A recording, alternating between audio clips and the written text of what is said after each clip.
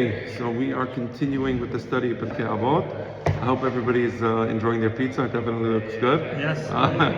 And the question was asked a week or two ago.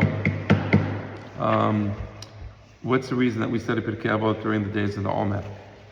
So I'll give you two answers, and I think both answers are equally valid.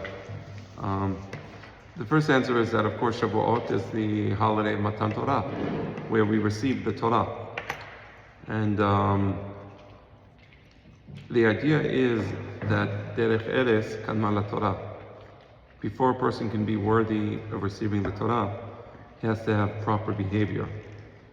A person who doesn't have proper behavior, and then he goes, I'm going to study Torah, but I'm going to behave improperly, it ends up leading to Chilul Hashem, right? To desecration of God's name. So Pirqe Avot is the Masechet that teaches us Derech Eres. It teaches us how to behave, how to respect people, how to love people, how to work, make honest days living, right? To have humility, all the character traits that make us worthy of receiving the Torah on a holiday of Shavuot are taught to us in Pirqe Avot. So that's the first reason. And that's the reason I like the most, actually.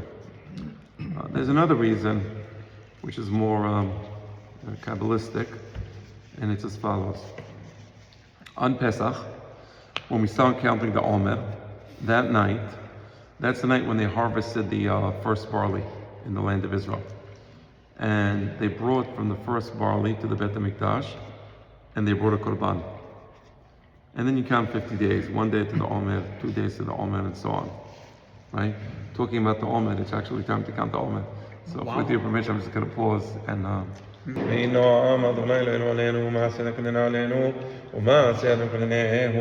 ברוך אתה אדוני אלוהינו מלך העולם אשר קידשנו במצוותיו וציוונו על ספירת העומר היום 37 יום לעומר שהם 5 שבועות ו2 ימים הרחמנו יחסית עבודת בית המקדש וקומה במהרה בימינו אמן.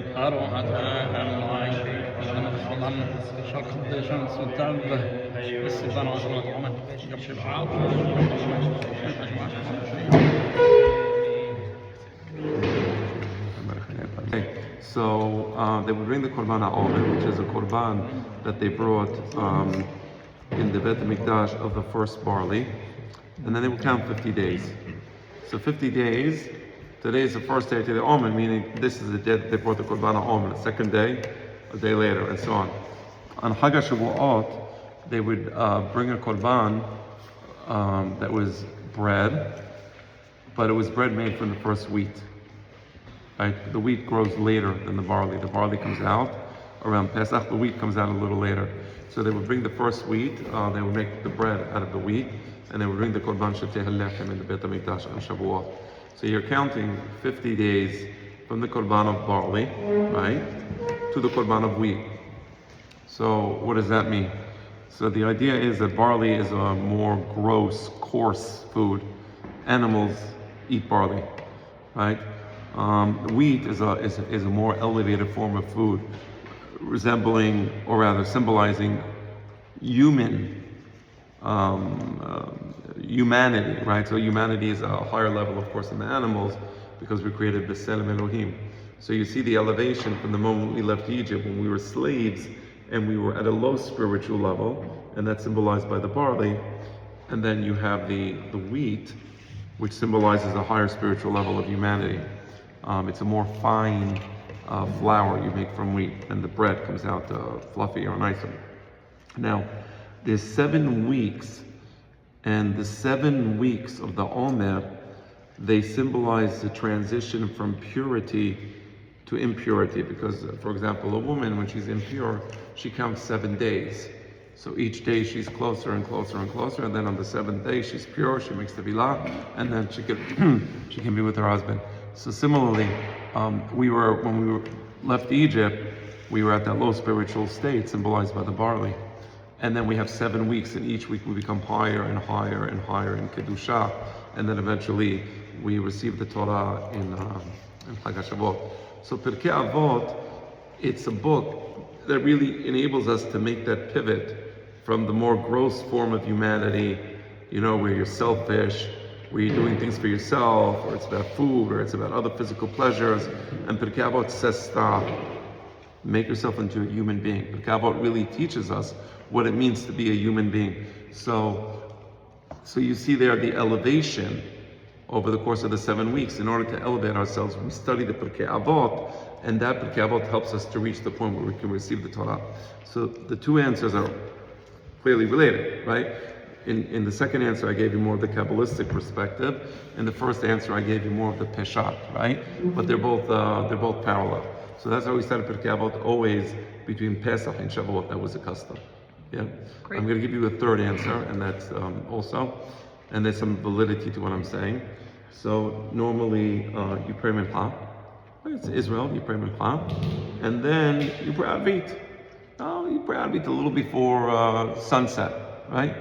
But, whatever, summer days getting long, and you pray a little before sunset, and you go back, and that's it. You go home, and you're done. And you repeat Kriyat Shema.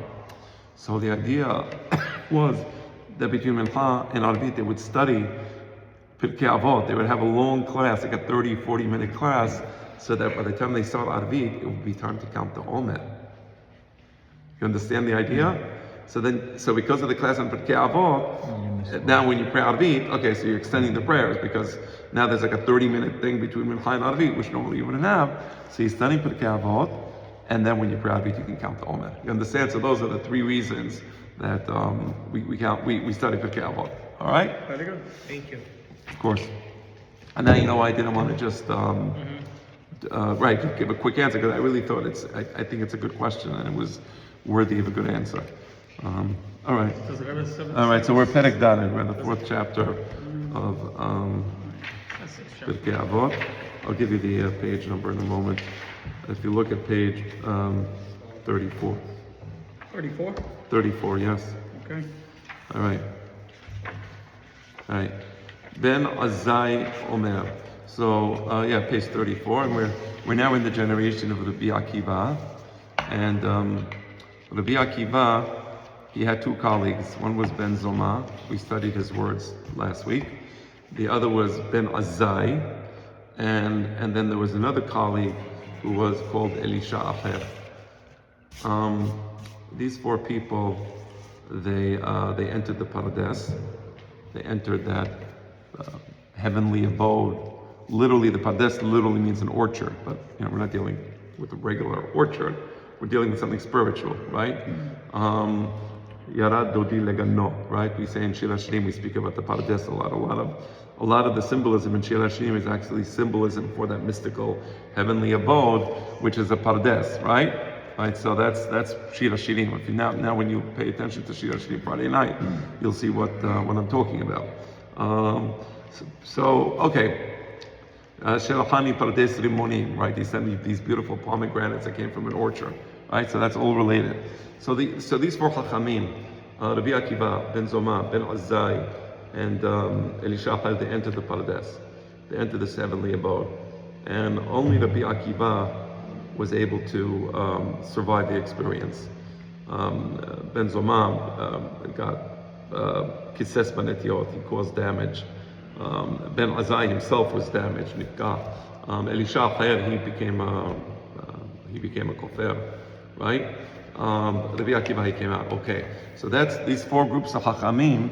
They're very interesting Chachamim because there's such a dichotomy between Rabbi Akiva on the one side and Elisha Acher on the other side, and in the middle you have Ben Azai and Ben Zoma. Ben Azai, he once said it's a Gemara in Masechet Yevamot, I don't remember where, but he says that as follows. He says, if you don't get married, now just mind you, he never got married. Right? He never got married. Okay? Let me see if I can find it here. I think he brings it here. Give me a moment. Yeah. He says, Kol mi she'en osek b'firya v'ribya. If a person doesn't get married, doesn't have children, Ben Azai omer ke'ilu shofech damim. Ben Azai, this rabbi, he says he's like a murderer. And he's lessening the presence of God, because the human beings we were created b'Tselem Elohim. So when you see a human being, that's increasing the presence of God. So by not bringing human beings to the world, you're decreasing that. Okay. So the Chachamim heard him. He's not married. He said, the most beautiful thing is when somebody gives a nice derasha and he fulfills his own words, right? Unfortunately, there are people where they get beautiful. No. Then, okay, there's something less, but it's not bad. It's not bad. A person who does great actions, he doesn't talk about it. Well, those are two possibilities. One is you talk about, oh, this is a great thing to do, and you do it. The other is you do it, but you never spoke about it. That's okay. Nothing wrong with either of those options, right? They said, but you, you're giving this beautiful speech, you're not married. You're not married. He said, listen, I want to continue studying Torah. I'm worried that if I get married, I won't be able to study Torah.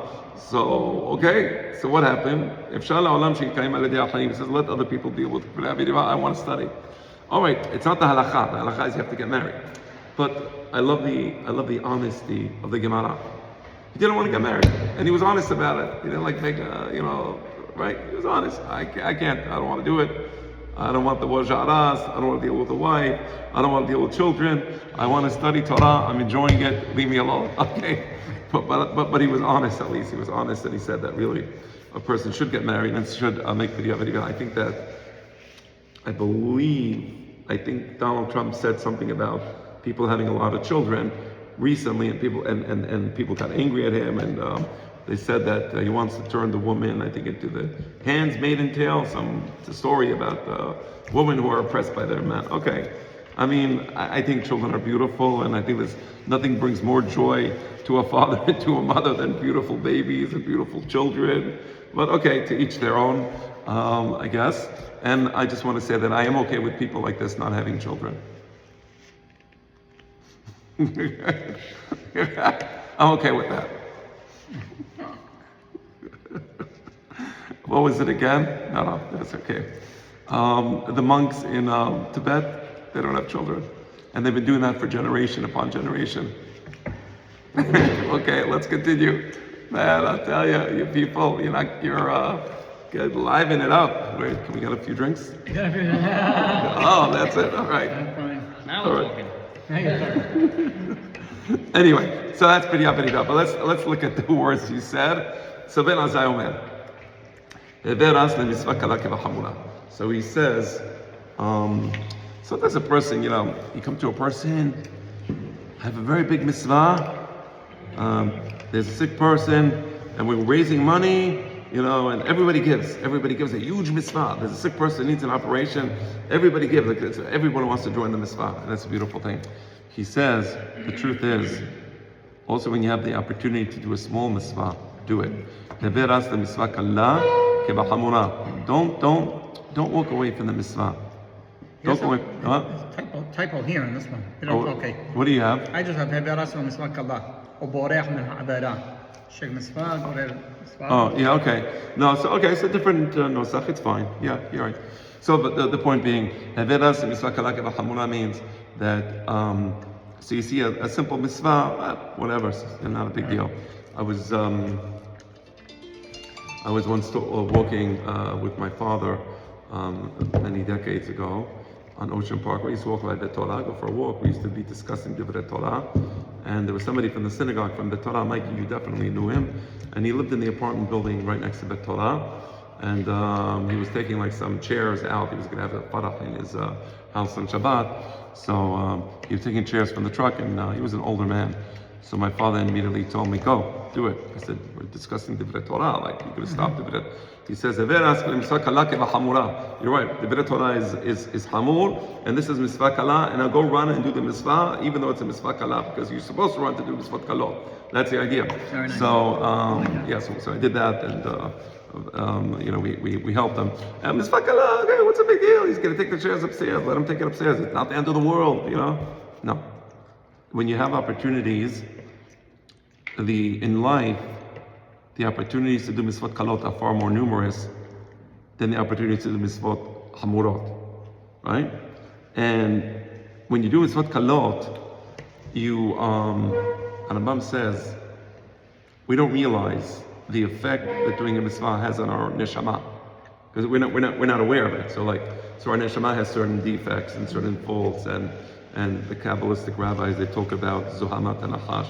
The Mekubalim, they say that when Adam HaRishon was in Gan Eden and Chava, she was in Gan Eden, and the snake, he poisoned them, so to speak, with his filthy ideas, right? And those ideas, they stain the souls of human beings, right?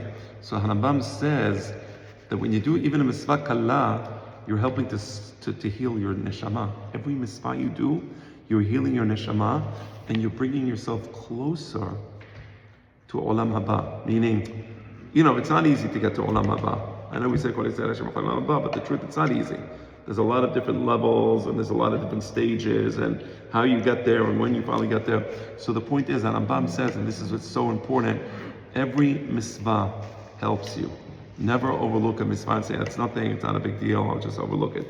Right? That Kabbalistic idea with the Nachash, it sounds almost like an original sin type. Right, it is and it isn't, because the problem, that's a good question. He said, well, how is that different than original sin? Yeah. I'd like to answer that question, because it's an important idea. We do have the idea that Adam HaRishon made an Averah. We know it, it's in the Torah. And Chava made an Averah. And the Nachash, Yitil Bahem Zohama, the Chachamim say that the Nachash, he put some sort of filth in them, right, because of snake. So now, the idea of original sin, as developed by Paul, because he's the one who developed it, was used as for the following purpose. You are nothing. You're useless. You're impotent. But if you believe in Jesus, and you attach yourself, you're subservient to Jesus, notwithstanding the fact that you're nothing, you will be redeemed. Very important. That's Pauline theology. That's Catholicism. Catholicism was developed more by Paul than by Jesus, right? They were both Jewish. They were both Jewish, but the idea was that Paul, he had this idea that if you joined the corporatio, that's Latin, corporatio of the church, the corporation of the church, you could be redeemed even though you have original sin. So in Catholicism, how do you redeem yourself from original sin? By making yourself better? No. By joining the church. Okay. The Jewish idea is completely antithetical to that. No, you don't joining the church or joining the synagogue or connecting whatever, it's not going to save you. What's going to save you is your own actions. And that's a profound idea.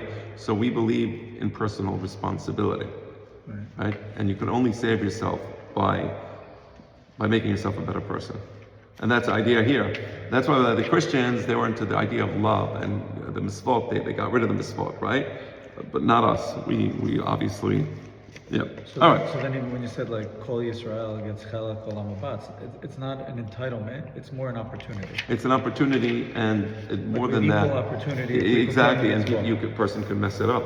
A person can mess it up. Or a person can, God forbid, till his neshama gets to where it needs to be. Right. I don't know. Maybe it's not a pleasant experience, sometimes. You know what I'm saying? So it's in what? Yeah, it's an opportunity. It's not an entitlement. There's a portion. It's sitting and waiting for you. Yeah. Whether you take it or not, it's up to you. Right. It's potentially there. Yeah. You have to be deserving or be able to get a treat to get to there. Right. It's not that Kol Yisrael, you're in Olam, you're Vadai, Right. but there's a portion sitting and waiting there for you. You have to be deserving to get there. Yeah. Right, you have to earn it. Right. Cool. Right. So that's the difference between Catholicism and Judaism. If I may, it's a rabbi and a priest were having an argument about Judaism, Catholicism, and Right, different joke. See what? what happens. Try this joke, let's see what happens. Okay. So the rabbi is talking to the priest, and he says, "So tell me, how does it work in Catholicism?" He says, "Look, I'm a priest. If I work really hard, one day I can become a bishop." Wow, he can become a bishop. Like, what does that mean? So, what a bishop has to do, and the honor and the respect. Okay, so what next? Is there something above that? He says, yeah, like if you're a bishop, one day you can become a cardinal. And then you're like really at a high level, and people respect you, and you have your own church and parish and nuns. So the rabbi is looking and says, what next? He says, what next? That's the ultimate. One day, if I become a cardinal, I might even become the Pope. And that's the ultimate. At that point, you're like the head of the whole world, and you're in charge of the... All right, so the rabbi tells him, and what next? He says, what next? I just told you, you're the Pope. What do you want it to become God? He says, one of our boys made it. Jesus was Jewish, that's okay. All right, I got some chuckles. This is great progress. I love it. Okay, all right. All right. Doesn't it also say somewhere where you're also supposed to do any type of a mitzvah because no one knows what the reward is for any mitzvah? So. Yes, exactly. We say that in one of the Mishnayot as well, correct. But here, even assuming it's a mitzvah kala means something easy to do, really easy, simple thing. I saw an old lady. Can I help you with your bags? Let me just help you with the bag. Yes, thank you very much. Simple. Yeah, but that makes sense, because even if it's simple for you to do, it could be benefiting somebody hugely. Yeah, exactly. Yeah, by the way, even saying good morning to somebody nicely, you give them a good feeling. They're happy, right? They feel like somebody sees them, and you feel right. So the simplest thing in the world, and mitzvah kala, and that mitzvah kala can change your neshama. Yeah. Shemitzvah goreret mitzvah v'avera goreret avera. And the Chachamim say, when you do one mitzvah, it leads to another mitzvah. It's almost like in life, you choose the path that you want to go on. But once you choose that path, things will happen to you that are aligned with your initial decision, right? So if you decide, you start the day, you come to Minyan.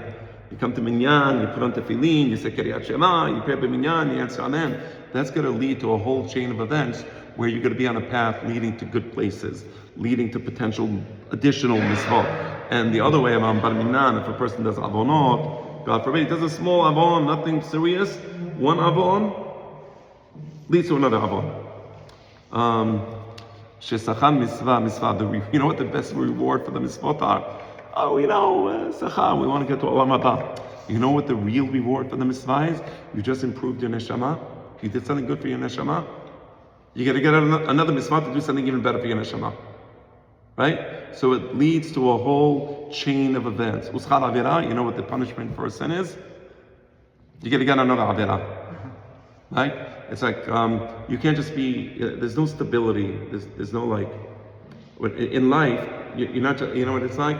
Imagine you're on an escalator and you say, okay, I want to stand still. There's no standing still in life. You're either going up, the escalator's going down and you're standing still. So you have to make a struggle to go up, right? And if not, you're just going to be going down. So sechal avera avera. There's a very interesting pasuk in Pirashat Beit Hanan. So let me tell you what happened. So Pirashat Beit Hanan, this is after Moshe Rabbeinu, in Pirashat Devarim, it describes that Moshe Rabbeinu, he conquered the area of the Golan Heights, from Og Melech HaBashan, the Mount Hermon, and Sihon Melech HaEmori, and that part of Israel, Moshe Rabbeinu already conquered. Even though they didn't enter Israel formally, right? Because Moshe Rabbeinu wasn't supposed to enter Israel, and originally that wasn't going to be part of Israel, but what happened is that they insisted upon waging a war against the Jewish people. So we didn't want the war, we just wanted to pass by their land. But then they went to war against us, and we conquered their land. So Israel became kind of, let's say, bigger than it would have been otherwise, okay? So now Moshe Rabbeinu conquered that piece of land, again the area of the Golan Heights, from the southern Golan Heights all the way up to the area of the Hermon. That was all conquered by Moses. Beautiful. Now, so that's called Eved HaYarden. Eved HaYarden means the other side of the Jordan River. So now, what happened is that when Moshe Rabbeinu conquered that land, it says, Az yavdil Moshe shalosh arim me'eved HaYarden mizrach HaShemesh. So it says that when Moshe Rabbeinu conquered the land, he immediately designated 3 cities. Now, what is the 3 cities? So it works as follows. So there's 6 cities which are sanctuary cities. So sanctuary cities is if a person kills Shogeg, what?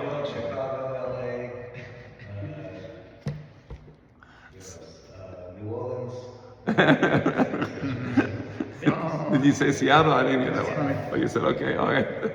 No, it's a sanctuary city in the Torah. Vegas. A sanctuary city in the Torah is if somebody kills Beshogeg. So if there's negligent homicide, what we call negligent homicide, there is no malicious intent. But for example, the classic case that we always bring, he's chopping the wood and he's chopping the wood and the animal flies off the handle and hits somebody. He didn't want to hit him, obviously, but he was negligent. The thing wasn't well attached. He should have known that, and he killed Beshogeg. So if a person kills Beshogeg, he goes to a sanctuary city. Okay. How long do they go for? What? Just till the person cools down? Or No, just till kinda- the Kohen Gadol dies. Holy. Yeah, till the Kohen Gadol dies. And it was a rehabilitation because the sanctuary cities, the Adem Miklat, were cities of Levim. So there was cities of a lot of Torah. There were holy places, and by bringing the person there, it was a rehabilitation. You know, sometimes you send the person Shalom out to prisons. They come out screwed up, much worse. You know, you could have been a regular criminal, and you come out as a hardened criminal, right? They took their family with them? Yeah, I mean, they would want if he was married. Yeah. Yeah, of course. Yes. It's crazy. Yeah, they took their family. And again, it's not that it was a bad place. It could have been beautiful. It could have been a beautiful city. But he needs rehabilitation, and that's what we rehabilitate. It's a beautiful idea.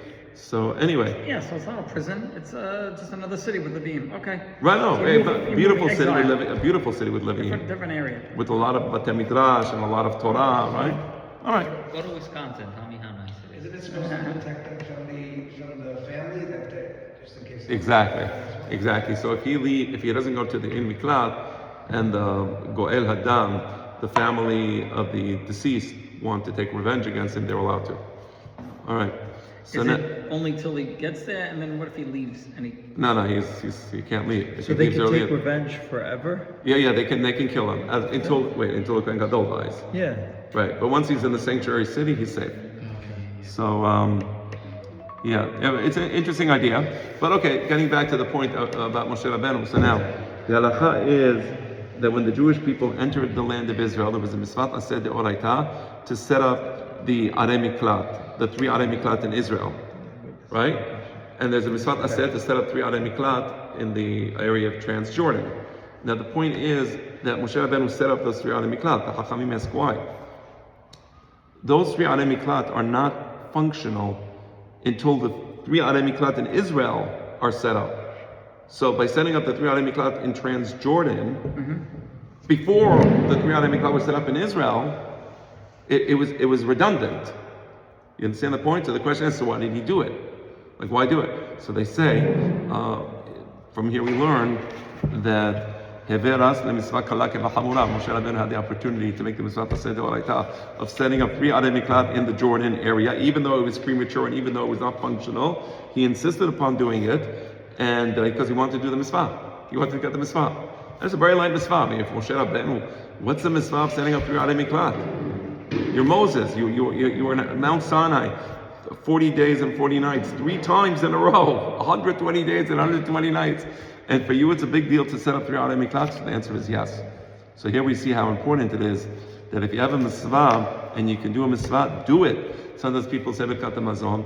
Before we say Birkat HaMazon, there's a law, Ma'im HaHarim. Say, oh, what's Ma'im HaHarim? Like, it's almost anachronistic. Like, what am I doing? Like, it's just not, it's a mitzvah. Do it. You're getting a reward. For a person saying Birkat HaMazon, say the Birkat HaMazon mekavana. Yeah, what's they say? What happened? No. ואכלת, ושבעת, וברכת את אדוני אלוהיך על עשה טובה שנתן לך. You feel it. You feel the words that you're saying. It's tremendous. It's easy. Mitzvah kala. I'm not telling you to lift whatever, giant boxes. Simple thing. So that's where we make the change within our system. Okay. Question: I never thought of it as schal mitzvah, schal avodah. I thought it was just the. I'm going to take some of that water, please, if you don't mind. Yes, he has a cup of that. Yeah. I'm sorry, Mikey. Go ahead. The sechar of the mitzvah was the mitzvah that you just did. You're saying no, it's the next mitzvah that's going to come. It's not the averah that you did, that's Yeah, the yeah. averah, but it's the next one. Yeah, exactly. The sachat, thank you very much. The sachat for the mitzvah is the God will give you another mitzvah, right? And then you're going to be on the right path at that Okay. point. Makes more sense. ברוך אתה אדוני, אלוהינו מלך העולם, שהכל נהיה בדברו. So you don't want to say Shechianu for that brand of water, maybe? Interesting, maybe I should. It's not bad, by the way. It's not bad. Not bad. Yeah, nature's promise. Okay. So stop and shop. They filled it up this morning from the sink. Right, I like that. I spilled your beans on the Actually, Albert does it every morning from the mikveh.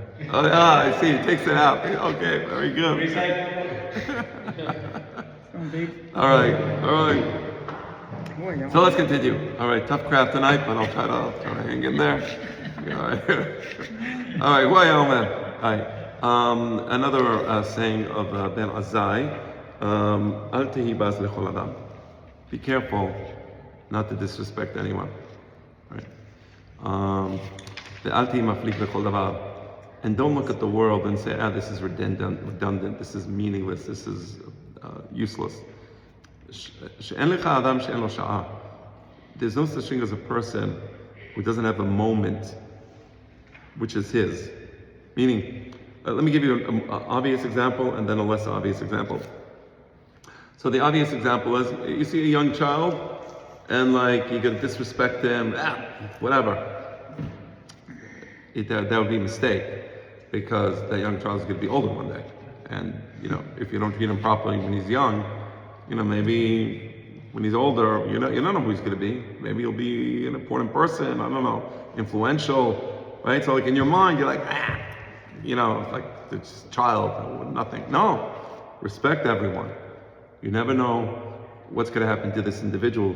Even in Oved Avodah Zarah, En Adam She'en Lo Sha'ah, every individual has a moment where he can seize that moment to do something great that nobody else can do, right? Not everybody seizes the moment. I get it, but you don't know who's going to seize the moment and do something great. So be very careful not to disrespect somebody, not to disrespect people, because you may end up regretting it. There's nothing redundant in this world. I brought the examples last week, but when God created the world, He knew what He was doing, right? They have this. Anytime, like, it's my own opinion, you can feel free to disagree, but anytime environmentalists, they tell us that there's something wrong in the world is going to end, this isn't good, I never take it seriously, I just don't, and time has proven that it's correct. But I'll give you an example. So there was, in Yellowstone Park in the 50s, there were a lot of wolves, and the wolves were eating the elk. Okay, so the environmentalists came in, this is cruelty, it's terrible, not good. So they started shooting the wolves, and eventually the wolf population was destroyed. There were basically no wolves, and now all the elks are very happy, and all the left-wing environmentalists are very happy. So okay, great, the elks are all dancing and prancing, and Bambi, and Bambi is very happy as well. And the little bunny rabbit, is that the wrong, maybe I'm mixing up Disney movies, I don't even know anymore.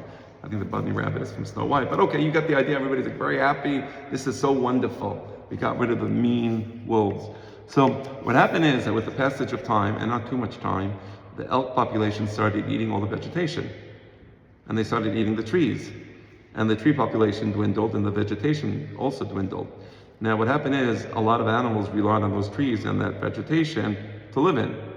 Many, many animals. So those animals that were living in the area, they all left the area, and the place essentially became barren. Among the animals that left the area were the beavers.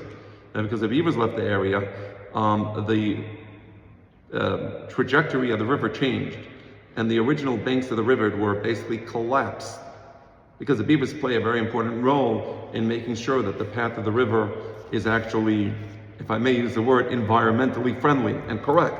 But now that the beavers were gone, basically the river became dilapidated as well. Now, back, I think in the 1990s, the environmentalists suddenly realized that Bambi was just a Walt Disney movie, and then in the real world, God apparently seems to know what He's doing when He puts wolves together with the elk. So they reintroduced wolves into Yellowstone Park, and the wolves started hunting down the elk. I think they were on the carnivore diet. That's what I understand. That wolves, they like eating meat, so they were hunting the elk. And that was great because now the vegetation started growing and the trees started growing and the animals started returning and the beavers came back and they started building dams on the river. And because they were building dams on the river, the trajectory of the river was such that it was going to places which needed the water in order to live, and the whole area came back to life. Right? Al tehi maflig lechol davar. Don't think that when God created something in this world, why do we need that?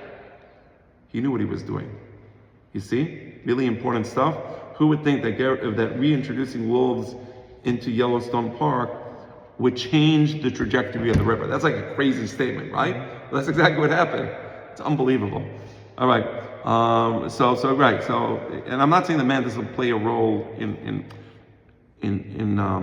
the world. I didn't mean that. I mean, there are things we need to do in the world to make the world habitable.